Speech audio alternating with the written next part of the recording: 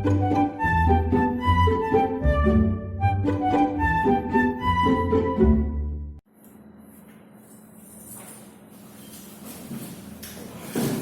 વિદ્યાર્થી મિત્રો, આજના લેક્ચર નંબર 15 માં આપણે લાસ્ટ લેક્ચર નંબર 13 અને 14 માં વિદ્યાર્થી મિત્રો મેં તમને ઘણી બધી અગત્યની વિધેયની વ્યાખ્યાઓ વિશેની માહિતી આપેલી હતી અને એ તમને જે JEE માં જરૂરી છે એક મેં તમારું પ્લેટફોર્મ એમાં તૈયાર કરેલું છે કે જેથી તમને હવે પછીના તમે જ્યારે ટેક્સ્ટબુકમાં ચેપ્ટર ભણશો ત્યારે તમને વધુ ક્લિયર થશે. અત્યારે મેં ટોટલી જેટલી પણ ડેફિનેશન તમને એક્સપ્લેન કરેલી છે એ એકદમ ડેપ્થ લેવલ ઉપર એક્સપ્લેનેશન કરેલી છે જેથી તમને કોઈ તકલીફ ના થાય. પરંતુ કહેવાનો મીનિંગ એ છે કે જ્યારે મેં એ લેક્ચરમાં તમને થિયોરિકલ બેઝ એક્સપ્લેન કરવા પ્રયત્ન કરેલો છે ત્યારે તમારા JEE રિલેટેડ MCQ માં જે ડેફિનેશનની જે પ્રમાણે જરૂરિયાત પડે છે એ બેઝ ઉપર મેં તમારી સાથે ત્યાં ડિસ્કશન કરેલું છે. ઓકે, તો તમે I hope that lecture number 11, 12, 13 અને 14 આ ચાર લેક્ચરમાં વિદ્યાર્થી મિત્રો લેક્ચર નંબર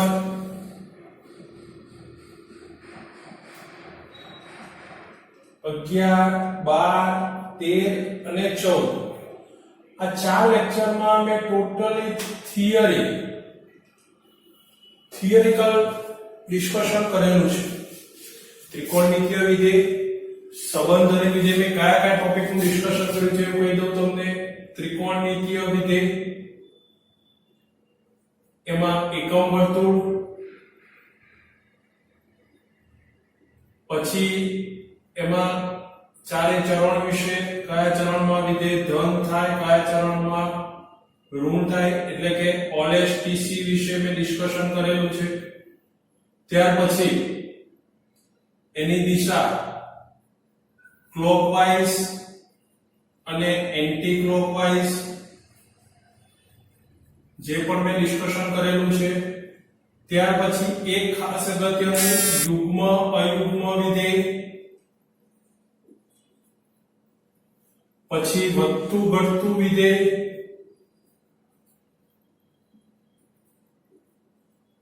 આટલું ત્રિકોણમિતિના પાર્ટમાં મેં કમ્પ્લીટ ડિસ્કશન કર્યું છે.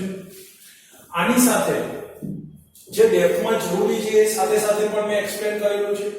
તો તમે આ લેક્ચર 11, 12, 13 અને 14 ઓબ્ઝર્વ કરી તમે આ બધી માહિતી એને પ્રિપેર કરી શકો છો. ત્યાર પછીના પાર્ટમાં મેં સંબંધ અને વિધેય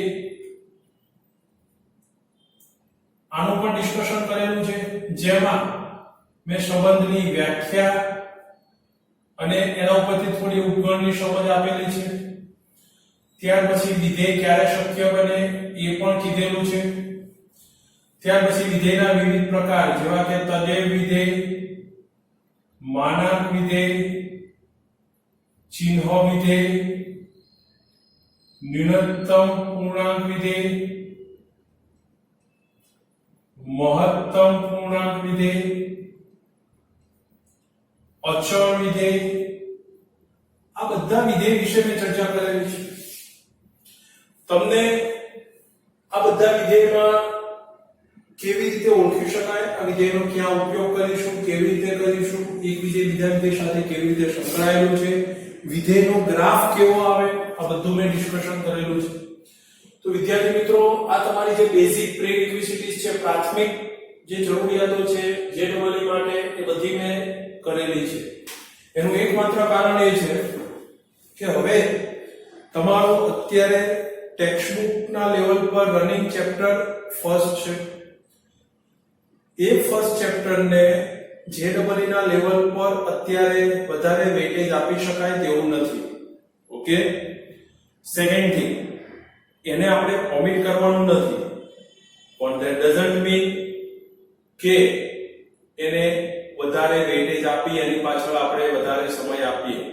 તો એના કરતા બેટર વે એ રહેશે વિદ્યાર્થી મિત્રો કે આપણે ઓછા સમયમાં વધારે સ્કોર કરવો છે, સારો સારો સ્કોર કરવો છે તો આ માટે શું કરીશું તો આપણી પાસે અત્યારે જે સમય છે સમયમાં વ્યવસ્થિત સદુપયોગ કરી વ્યવસ્થિત ટાઈમનું પ્લાનિંગ કરી આપણે એવા નાના નાના કન્સેપ્ટો માઇન્ડમાં ક્લિયર કરીશું કે જેથી ઇન ફ્યુચર આજનો લેક્ચર ફ્યુચરનો લેક્ચર કે આવતા વર્ષે 12th ના કોઈ પણ લેક્ચરમાં તમારા માઇન્ડમાં આ દરેક વસ્તુ ક્લિયર હોય ઓકે તો મેં તમને કીધું એ લેક્ચર 11 થી 14 તમે ઓબ્ઝર્વ કરશો તમે જ્યારે એનો અભ્યાસ કરશો ફરીથી રિવિઝન કરતા રહેજો કારણ કે ખાસ થિયોરિકલ લેક્ચર છે અગત્યના લેક્ચરો છે આ બધા લેક્ચરોમાં મેં તમને આ બધા વિશે ક્યાંક ને ક્યાંક જેટલી જરૂરી છે બધી માહિતી આપવા માટે એક બેસ્ટ ટ્રાય કરેલો છે સો આઈ હોપ ધેટ તમે આ લેક્ચરનું વારે વારે રિવિઝન કરશો ઓકે તો મિત્રો આજના જે લેક્ચર છે આજના લેક્ચરમાં આપણે લાસ્ટ લેક્ચર નંબર 14 માં 6 વ્યાખ્યાઓ જોયેલી હતી અને એના ગ્રાફ વિશે ડિસ્કશન કરેલું હતું આજે થોડા આગળ જઈએ તો એમાં મારે તમને સમજાવવું છે કે વિધેયની જે બૈજિક ક્રિયા છે કોઈ પણ બે વિધેય ઉપર બૈજિક ક્રિયાઓ થાય તો કઈ ક્રિયા છે તો કે સરવાળાની બાદબાકી ગુણાકાર અને ભાગાકાર આ ચાર બૈજિક ક્રિયા છે તો વિદ્યાર્થી મિત્રો સરવાળા બાદબાકી ગુણાકાર અને ભાગાકાર આ જે બૈજિક ક્રિયાઓ વિધેયની મદદથી કેવી રીતે વ્યાખ્યાયિત થાય તો એની હું થોડી માહિતી આપી દઉં ધારો કે f એ a થી r નું વિધેય છે g એ b થી r નું વિધેય છે તો f a થી r g b થી r ના બંને વિધેય માટે મારે ચાર બૈજિક ક્રિયા વ્યાખ્યાયિત કરવી છે સરવાળો બાદબાકી ગુણાકાર અને ભાગાકાર તો અહીંયા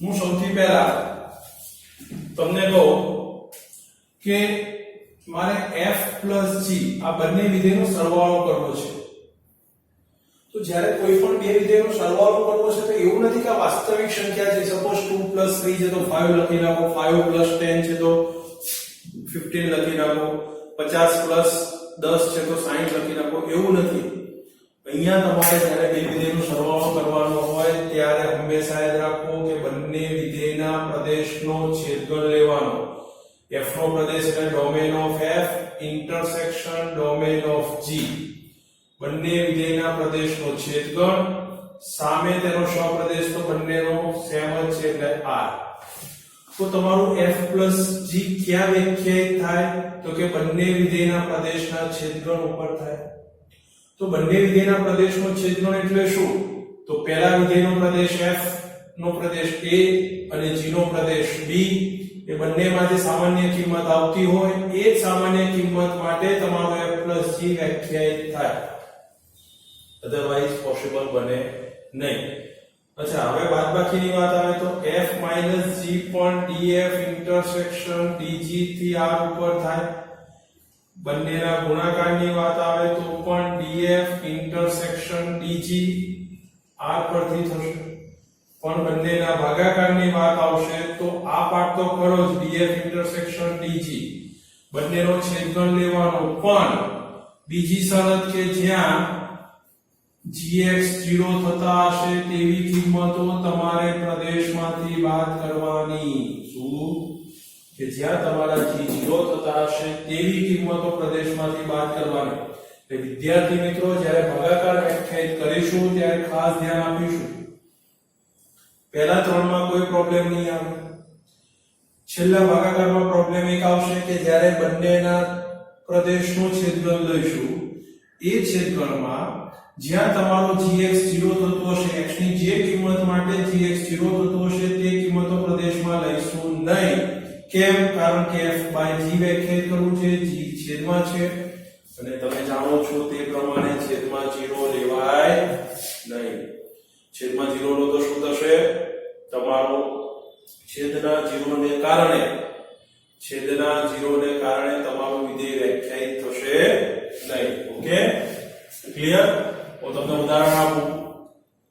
ધારો કે f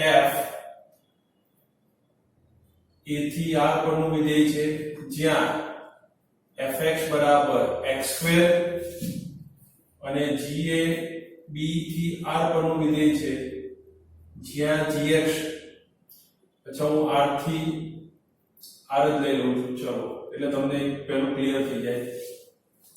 gx બરાબર હું લઈ લઉં છું x² - 1. તો હવે તમે સમજો કે મારે બંને વિધેયનો સરવાળો બાદબાકી ગુણાકાર ભાગાકાર વૈજિક ક્રિયા શોધવી છે. તો હું શું કરીશ? તો પહેલા હું શોધીશ domain of f intersection domain of g. Domain of f એટલે r ઇન્ટરસેક્શન r એટલે r જ થશે. ક્લિયર?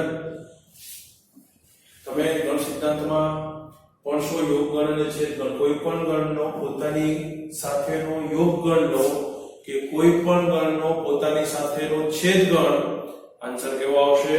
ગણ પોતે આવશે. તો મારે f + g ક્યાં વ્યાખ્યાયિત થશે? r થી r ઉપર વ્યાખ્યાયિત થશે. હવે r થી r ઉપર થાય તો f + g ક્યાં છે વ્યાખ્યાયિત? x આગળ છે, તો x આગળની કિંમત શું લખી શકાય? તો કે fx + gx.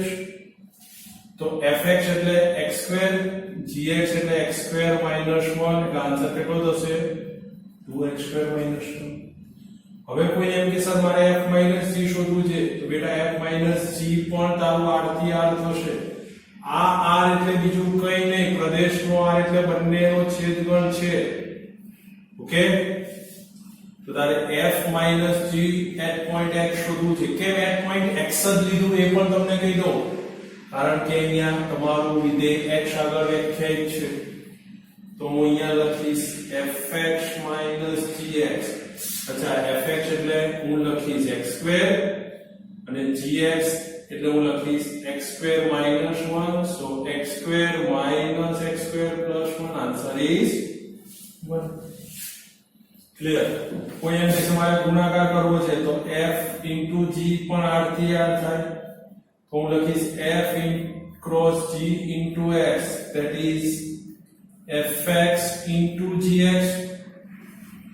fx એટલે x² અને gx એટલે x² - 1, તો આન્સર કેટલો થશે? x⁴ - x². હા કે ના? ક્લિયર? જોઈ લો, આ ત્રણમાં કોઈ પ્રોબ્લેમ નથી. તો પ્રોબ્લેમ ક્યાં છે? અહીંયા જોઈએ, ભાગાકાર. તો હવે તમે સમજો મારે ભાગાકાર વ્યાખ્યાયિત કરવો છે, તો ભાગાકારમાં r.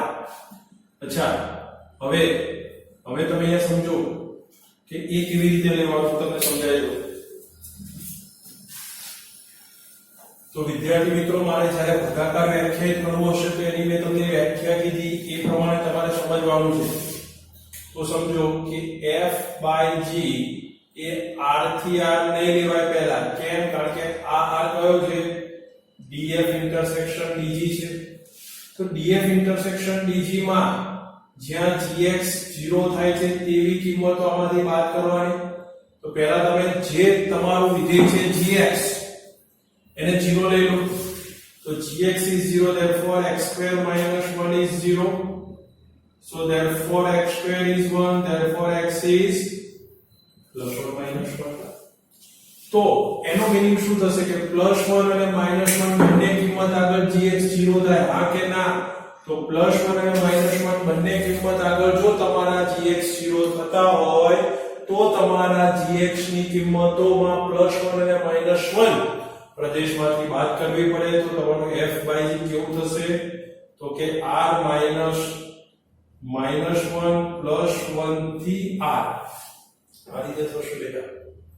શું થશે? ફરીથી કહી દઉં, તમારો કોમન પ્રદેશ r તો હતો જ, પણ એમાં મારે બે કિંમતો બાદ કરવાની. કેમ? હવે હું f/g વ્યાખ્યાયિત કરીશ કે r ની તમામ કિંમત માટે થશે, પણ આ બે કિંમતો નહીં, +1 અને -1 નહીં. તમે એમ કહેશો સર એમ કેમ? બેટા લઈ જોઈએ. જો સપોઝ આના લખાય fx ના છેદમાં gx. હવે ધારો કે હું fx બાય g ને હું 1 આગળ વ્યાખ્યાયિત કરું તો f of 1 છેદમાં g of 1 લખાય તો f of 1 તો 1 થશે પણ g of 1 0 થશે ઇન્ફિનિટિવ જે વ્યાખ્યાયિત નથી સપોઝ હું -1 લઉં તો f of -1 છેદમાં g of f of -1 g of -1 પણ 1/0 ઇન્ફિનિટિવ થશે જે પણ શક્ય નથી હવે તમે વિચારો કે f/g વ્યાખ્યાયિત કરું તો f/g at point x that is fx/gx fx/gx તો fx તમારું શું છે x2 છે gx કેટલું છે x2 - 1 છે તો હવે હું તમે વિચારો કે આની બધી કિંમત માટે લઈ લો તો +1 અને -1 ના કારણે છેદ 0 થાય છે બીજી કોઈ કિંમત માટે તમારો છેદ શૂન્ય થતો નથી જોઈ લો your denominator must be 0 only for the value of gx is +1 and -1 it is possible for all the real values of r except +1 and -1 understand so my dear friends +1 અને -1 સિવાયની તમામ કિંમત માટે તમારો gx વ્યાખ્યાયિત થશે તો એ તમામ કિંમત માટે ભાગાકાર વ્યાખ્યાયિત થશે એટલા માટે મેં પ્રદેશમાંથી એનો પ્રદેશ શું કહેવાય તો કે r પરંતુ +1 થી r એટલે પ્રદેશમાંથી બે કિંમતો બાદ કરવાની પછી તમે એઝ યુઝ્યુઅલ મેથડ થી એનો ઉપર અવૈજિક ક્રિયા કરી શકો છો ઓકે તો વિદ્યાર્થી મિત્રો આ મેં તમને આજે જે એક્સપ્લેન કર્યું એ વૈજિક ક્રિયા કોઈ પણ બે વિધેયની કેવી રીતે થઈ શકે એની વાત કરી સરવાળો બાદબાકી ગુણાકાર અને ભાગાકાર હવે યાદ રાખજો કે જ્યારે કોઈ પણ બે વિધેયની વૈજિક ક્રિયા કરવી હોય તો શું કરવાનું બંને વિધેયના પ્રદેશનો છેદગણ લઈ લેવાનો અને ત્યાર પછી તમે એના પરથી એની કિંમતો નક્કી કરી શકશો ધારો કે f હું 1 2 3 4 થી r લઉં અને g 2 3 5 થી r લઉં જ્યાં fx બરાબર x + 2 લઉં અને gx બરાબર x2 લઈએ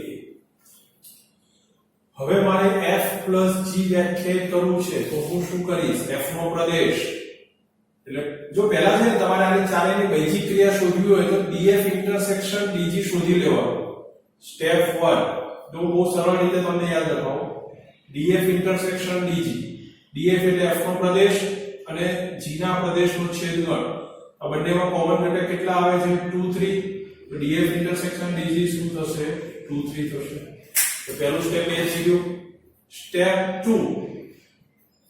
2 હવે આ જે છે ને એ ચારે ચાર વૈજિક ક્રિયા માટે પ્રદેશ થશે કોના માટે તો કે સરવાળા માટે બાદબાકી માટે ગુણાકાર માટે અને ભાગાકાર માટે પણ આ ચારેયનો પ્રદેશ બની ગયો પરંતુ મિત્રો આ પ્રદેશ એ ભાગાકાર માટે શક્ય બનશે જ્યારે તમે gx ની વેલ્યુ એમાંથી બાદ કરશો તો જો gx જે કિંમત આગળ 0 થાય છે તે આમાંથી બાદ કરવાની જો પોસિબલ હોય તો ઓકે તો f + g કેવી રીતે લખી શકું 2, 3 થી r હવે મારે f + g શોધવું છે તો f + g શોધવા માટે મારી પાસે બે જ કિંમત છે પ્રદેશનો તો f + g at 2 અને f + g at 3 તો હું લખીશ f of 2 plus g of 2 f of 2 કેટલા થશે મિત્રો અહીંયાથી 4 થશે g of 2 કેટલા થશે 4 થશે આન્સર કેટલો આવશે 8 હું લખીશ 3 તો f of 3 plus g of 3 f of 3 કેટલા થશે 5 g of 3 9 આન્સર કેટલો થશે 14 જો આ બે કિંમત આગળ તમને f + g મળે બાકી કોઈ કિંમત આગળ ના મળે બીકોઝ આ બંનેની વૈજિક ક્રિયા છે હવે તમે કહેશો મારે f - g શોધવું છે તો બેટા f - g માટે પણ પ્રદેશ તો આ જ થશે f - g ની 2 આગળની કિંમત that is f of 2 - g of 2 f of 2 તમારી પાસે 4 g of 2 4 answer 0 f - g at point 3 so f of 3 minus g of 3 f of 3 5 g of 3 9 answer -4 જો તમે ઓબ્ઝર્વ કરો કે જ્યાં f c વ્યાખ્યાયિત થયું છે એ માટે f g થાય એ માટે f g થશે. હવે તમે કહેશો મારે f g વ્યાખ્યાયિત કરવું છે તો f g at point 2 that is શું લખાય f of 2 g of 2 f of 2 4 g of 2 4 answer 16. અચ્છા f g at 3 that is f of 3 g of 3 f of 3 કેટલા છે f of 3 yes 5 g of 3 9 answer કેટલો આવશે 45. Clear? હવે clear થઈ ગયું? ઓકે. હવે વાત આવે છે ભાગાકારની. તો બેટા f by g તો હવે અહીંયા જો gx 0 ક્યાં થાય જ્યારે x 0 હોય ત્યારે તો x 0 હોય તો જ gx 0 થાય. તો x 0 એના પ્રદેશમાંથી વાત કરો એના પ્રદેશમાં એ કિંમત છે જ નહીં જેના કારણે તમારો gx 0 થાય છે એવી કિંમતો પ્રદેશમાં છે જ નહીં. ધેટ મીન્સ તમે ડાયરેક્ટલી ભાગાકાર વ્યાખ્યાયિત કરી શકો. એનો મતલબ કે f by g નો પ્રદેશ કેટલો થશે 2 3 થી r. સમજ આવે છે? ને આની આગળના એક્ઝામ્પલમાં જ્યાં gx 0 થતા હતા તેની કિંમત પ્રદેશમાંથી બાદ કરી હતી. આ કેસમાં તમારા gx 0 થતા જ નથી. એનો મતલબ તમે આ બંને કિંમત આગળ ભાગાકાર વ્યાખ્યાયિત કરી શકો. બંને કિંમત આગળ ભાગાકાર વ્યાખ્યાયિત કરી શકો. તો અહીંયા તમે શું લખશો f of 2 g of 2 ભાગાકારમાં. ચલો f of 2 કેટલા છે 4 g of 2 4 આન્સર 1. જો બંને વ્યાખ્યાયિત થશે 3 માટે પણ f of 3 g of 3 f of 3 કેટલા થશે 5 g of 3 9 આ તમારો આન્સર. અને આ જે કિંમતો મળે છે એ બધી તમને સપ્રદેશમાં મળશે. ઓકે. તો વિદ્યાર્થી મિત્રો સરવાળા બાદબાકી ગુણાકાર ભાગાકારની બેઝિક ક્રિયા વિશે ખાસ અગત્યનું ડિસ્કશન મેં તમારી સાથે કરેલું છે. હવે આ ટોપિકમાં તમને ઘણું બધું ક્લિયર થઈ ગયું હશે. ઓકે.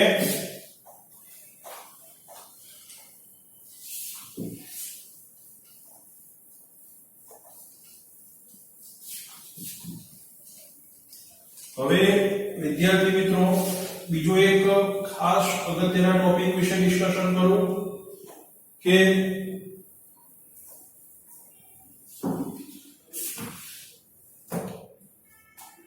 સંયોજિત વિધેય. ખાસ સમજો વિદ્યાર્થી મિત્રો.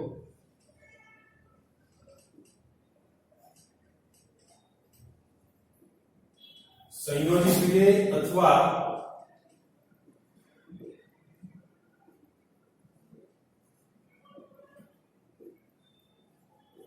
બે વિધેયનું સંયોજન કેવી રીતે થઈ શકે સમજો. સંયોજિત વિધેય અથવા બે વિધેયનું સંયોજન. ધારો કે f એ a થી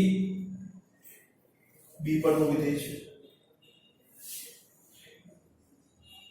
g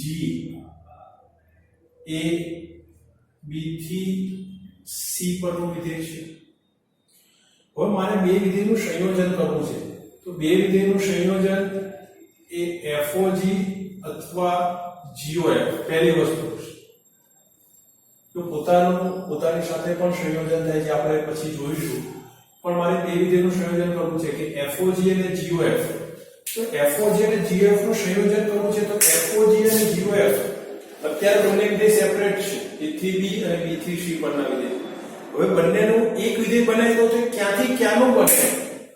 સંયોજિત વિધેયનો મતલબ શું થાય કે બે સેપરેટ વિધેય છે, બે અલગ વિધેય છે, તો બંને વિધેયને મર્જ કરીએ તો એનાથી મળતું નવું વિધેય ક્યાંથી ક્યાંનું મળશે જો અસ્તિત્વ ધરાવતું હશે તો. માય વેલ, બે વિધેયનું સંયોજન અસ્તિત્વ ધરાવતું હશે તો ક્યાંથી ક્યાંનું મળે. તો એના માટે યાદ રાખજો, હું અહીંયા લખું છું પહેલું FOG. FOG ત્યારે અસ્તિત્વ ધરાવે, FOG ત્યારે જ અસ્તિત્વ ધરાવે જ્યારે range of G subset domain of F થાય. તો મિત્રો ખાસ યાદ રાખજો, FOG ત્યારે જ અસ્તિત્વ ધરાવે જ્યારે range of G subset domain of F થાય. એટલે કે ઇન શોર્ટ હું મારી રીતે તમને કહું તો તમારે એટલું યાદ રાખવાનું છે કે પાછળના વિધેયનો વિસ્તાર શું, પાછળના વિધેયનો વિસ્તાર એ આગળના વિધેયના પ્રદેશનો ઉપગણ થવો જોઈએ. ક્લિયર? હવે હું બીજું કહું, સપોઝ GOF, તો GOF ત્યારે જ વ્યાખ્યાયિત થાય અથવા ત્યારે જ અસ્તિત્વ ધરાવે જ્યારે range of F subset domain of G થાય. શું થાય?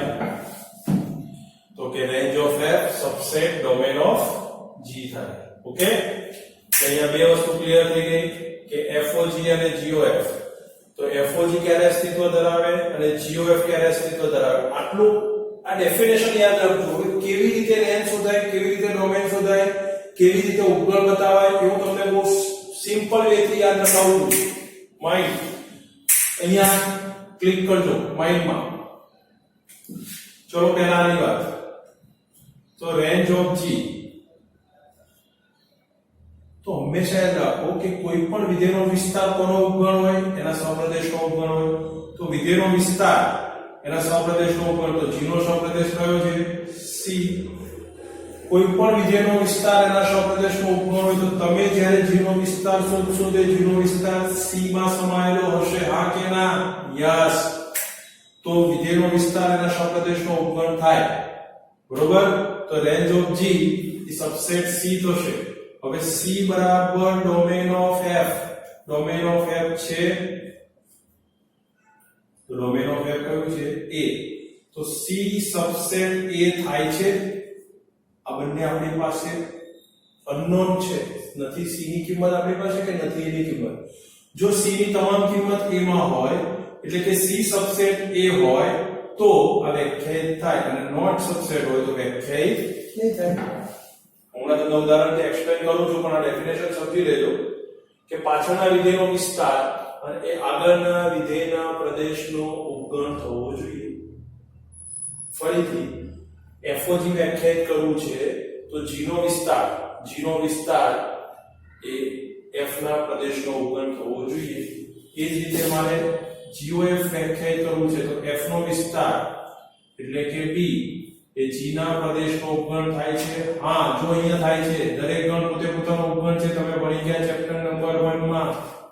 Yes, clear? તો GOF માં તમને જો અહીંયા એક ક્લિયરન્સ મળી ગયું કે GOF એમાં F નો વિસ્તાર એટલે કે B એ G ના પ્રદેશનો ઉપગણ થાય છે, B સબસેટ P. તો હવે GOF વ્યાખ્યાયિત થઈ ગયું. તમને એટલું જ ખબર પડી કે GOF વ્યાખ્યાયિત થયું, તો મિત્રો ક્યાંથી ક્યાં થયું? GOF નો પ્રદેશ અને સહપ્રદેશ કયો? તો તમારે ક્યાંથી સ્ટાર્ટ કરવાનું, ફરીથી હું સમજાવું છું. GOF વ્યાખ્યાયિત થયું તે F થી સ્ટાર્ટ કરો. પાછળથી હંમેશા વિધેયને પકડવાનું F થી. F ક્યાંથી ક્યાંનું હતું? A થી B. G ક્યાં છે? B થી C. પાછળથી સ્ટાર્ટ કરો A થી B, એટલે આ B, એટલે પાછળના વિધેયનું એન્ડિંગ. જો સમજો, પાછળના વિધેયનું એન્ડિંગ અને આગળના વિધેયનું સ્ટાર્ટિંગ બંને સેમ હશે એટલે કેન્સલ કરો. એની સિવાયના ઘટકો આવશે A અને C. એની સિવાયના ઘટકો આવશે A અને C. તો મિત્રો આ રીતે બે વિધેયનું સંયોજન બનશે. આ રીતે બે વિધેયનું સંયોજન બનશે. આ પ્રશ્ન ક્યારે થશે એ પણ હું તમને કહી દઉં.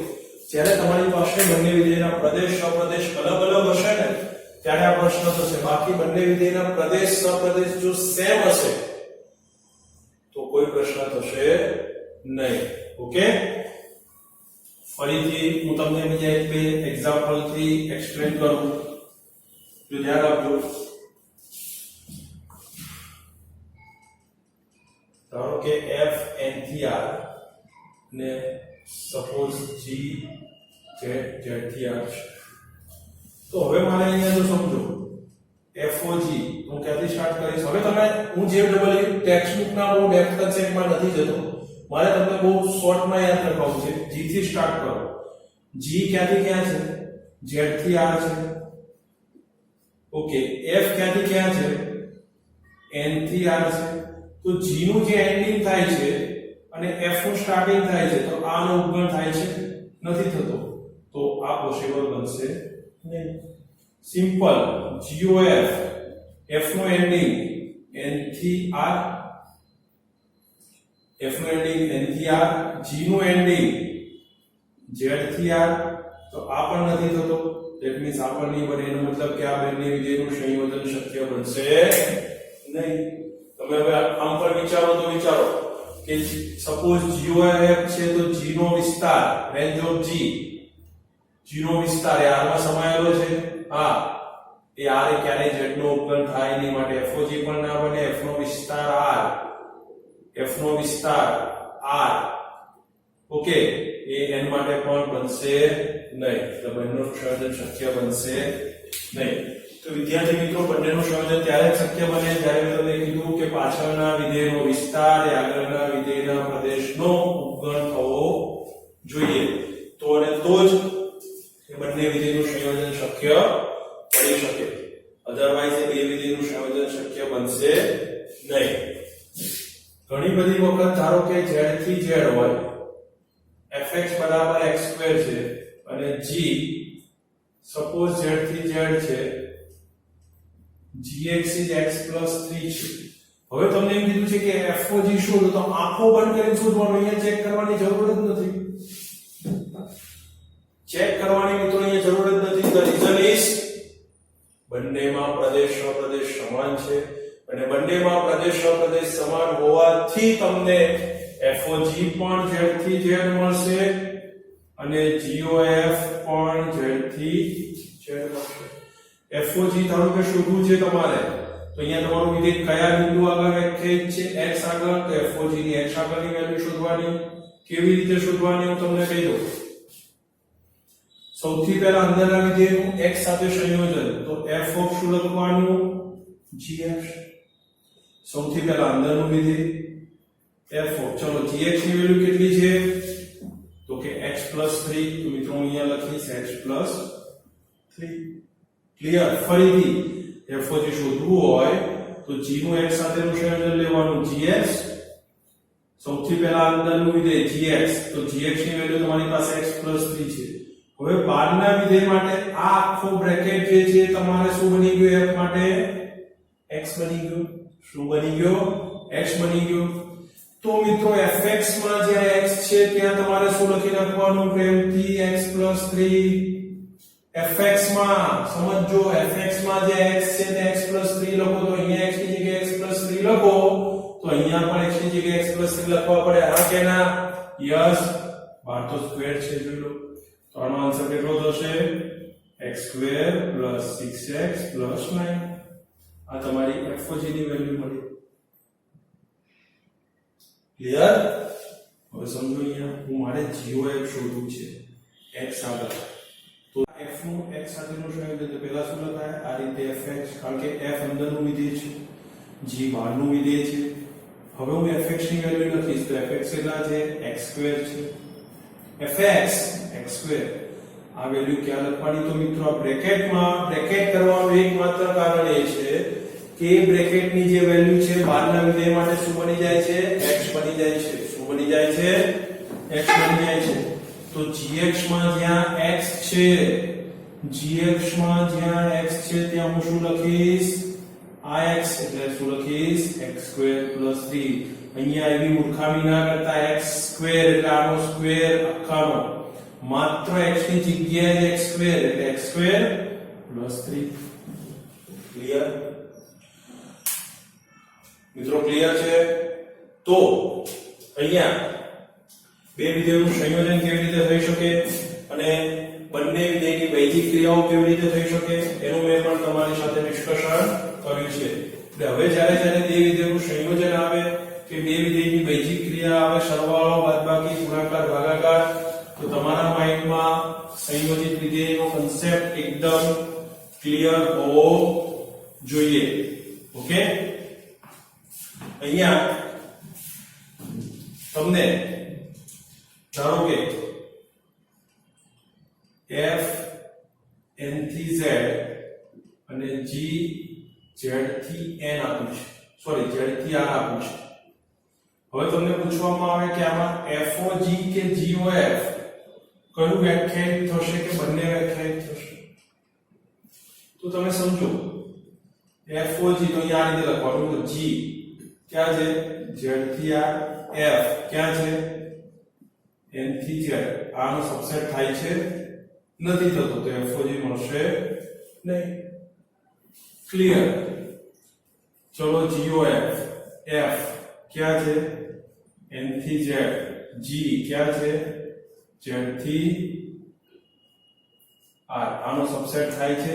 યસ. તો તમારું વિધેય કયું થશે? GOF N થી R થશે. જો બંનેમાં ડિફરન્સ ખબર પડે છે હું શું કહેવા માંગુ છું? આ રીતે લખી નાખવાનું, કોઈ તમારે બીજી કોઈ વધારાની માહિતી યાદ રાખવાની જરૂર નથી. આપણા જે લેવલના કન્સેપ્ટમાં મારે જે જરૂર છે કમ્પોઝિટ ફંક્શન માટે, સંયોજિત વિધેય માટે મેં તમને એક્સપ્લેન કરી દીધું કે બે સંયોજિત વિધેયનો પ્રદેશ નક્કી કરવો હોય કે પ્રદેશથી કયા સપ્રદેશ ઉપર વિધેય વ્યાખ્યાયિત થશે, તો એક સિમ્પલ પ્રોસેસ છે. હવે ઘણી બધી વખત એવું થશે કે FOF F n થી Z, F n થી Z, તો IF n થી Z, IF n થી Z, તો અહીંયા જો FOF વ્યાખ્યાયિત નહીં થાય, which is not subset. FOF વ્યાખ્યાયિત કરવું હોય તો સપોઝ આ n થી R હોય તો વ્યાખ્યાયિત થશે, Z થી Z હોય તો GOG વ્યાખ્યાયિત થશે. ઓકે? તો અહીંયા વિધેયનું પોતાના સાથેનું પણ સંયોજન કરી શકે. એવું જરૂરી નથી કે એક વિધેયનું બીજા વિધેય સાથે જ સંયોજન શક્ય બને. તો વિદ્યાર્થી મિત્રો, વિધેયનું પોતાના વિધેય સાથેનું પણ સંયોજન શક્ય બની શકે. તો આ જે સંયોજિત વિધેય અને બૈજિક વિધેયની મેં તમને આખી કમ્પ્લીટ માહિતી આપેલી છે.